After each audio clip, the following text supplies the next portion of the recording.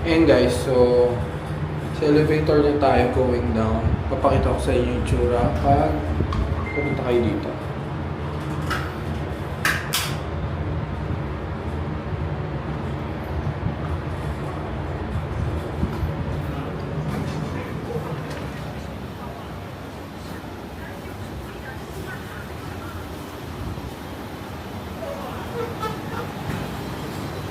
So ito yung palatandaan guys, pag pupunta kayo dito.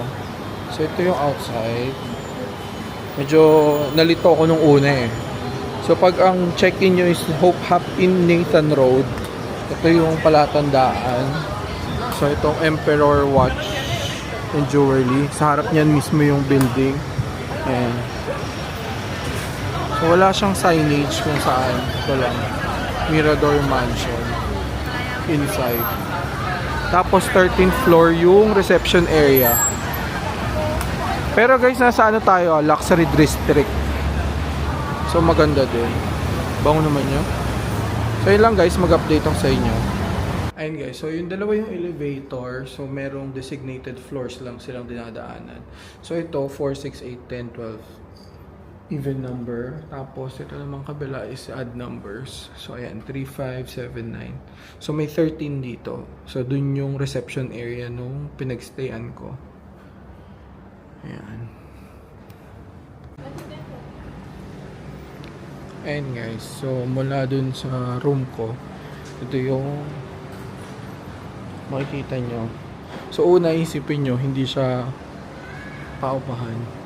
Para siyang ano, tenement, kung tama ako. Ayan.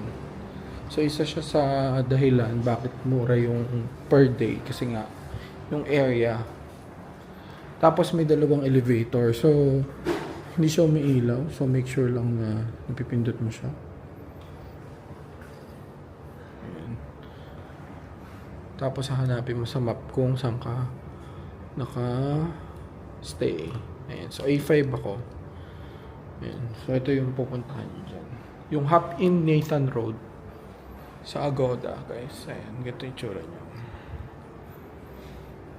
Hi guys. Hello guys. So, for today, may bago tayong hotel. Nasa Hong Kong na tayo. Ang name ng hotel ko is Hop in Nathan Road. So, ganito siya. Yung tsura ng area. Wait, let me just show you. Ayan. Tapos, kada floors, iba-iba sila ng company na nagpapaupa. So, nabook ko yung hotel ko sa may, tawag dito, sa may Agoda. So, pakita ko sa inyo. Ayan.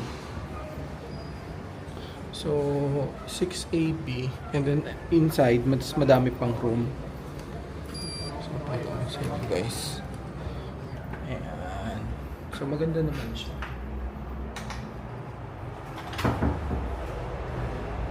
And then, ang room natin are 6103. Pakita ko sa inyo. So, isang key card lang binibigay nila. So, I'll show you the room, guys. Kung ano yung tsura niya. Yeah.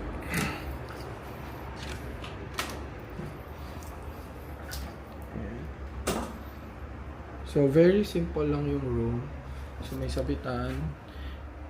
And then, this one. Every 3 days lang siya nililinis. And then, this is the room. So, pwede na din. Spacious na din siya for solo traveler. Tapos, may small TV. And then, ito yung ayan.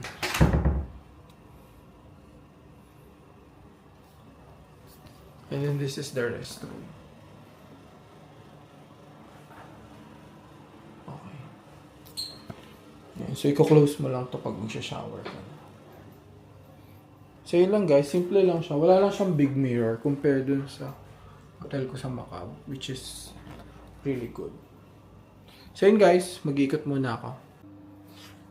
Hi guys, so for checkout na tayo. Today is April 22. Bali ang instructions kasi nung may-ari nitong nagpapaupa. Meron silang express checkout. Pero before that, kailangan mong picturean yung room na kompleto lahat ng items. And then isasend mo siya dun sa WeChat.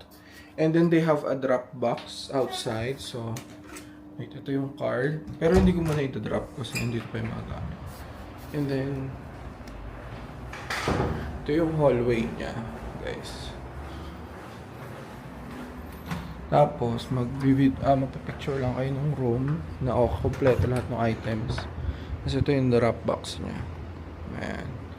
Para i-drop niya lang yung keycard. Okay. So, ayun na, guys. In case may isipan yung mag-rent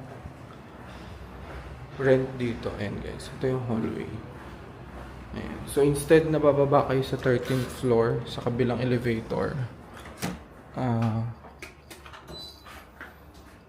ito na lang. Early express checkout na lang gagawin nyo. So, yun lang guys. Thank you. I'll be back soon sa Hong Kong.